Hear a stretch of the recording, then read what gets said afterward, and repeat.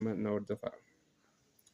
Bilbila keessan gubbarraa akkatti gatoo harkiftan jechuudha. Asiin gad harkiftanii gubbarraa gaafa gad harkiftan isa ittiin sagalee saayilent yookaan akka bilbilli sagalee bilbilli hin dhageessifne agarsiisu kanarratti xuqxanii jechuudha. Innis kamii yeroo gubbaa gad harkiftan isa kana jechuudha. Isa kana qabdanii teessan jechuudha.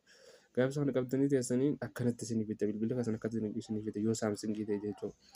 Asirratti amma ringitan kaajuu kana isa kana filattu jechuudha. Ringitan isa jalqabarra jiru kana jechuudha. Kan jalqabarra jiru kana filattu.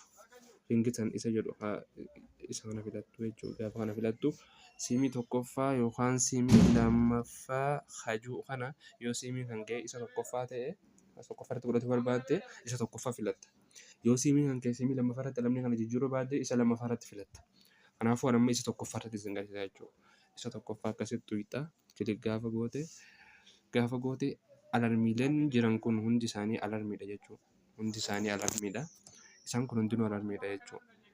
Inni kun fakkeenyaaf amma inni kun hin dubbatu akkas dubbataa jechuudha. Inni jalqabaa kun amma saayilentiidha. Kun ammoo ni dubbata. Kunis ni jira. Yoo nama kanumatti dhiisuu nan danda'a jechuudha. Kanumatti dhiisuu nan danda'a. Isa kanarra godhadhee dhiisuu nan danda'a. Asumarratti qofa tuqeetumaan jijjiirratee qophaa'e. Yoonif ammoo isa haarawwan itti godhadhaa miimoorii keessaa yookaan ammoo faayila kiyya keessaa jettee isa aadiyoo kana tuqxa. Yookaan isa kana tuqxaa jechuudha. Mallattoo pilaasii kana tuqxaa jechuudha. Mallattoo pilaasii isa kana tuqxaa jechuudha. Mallattoo pilaasii isa kana tuqxaa jechuudha. Egaa isa kana tuqxee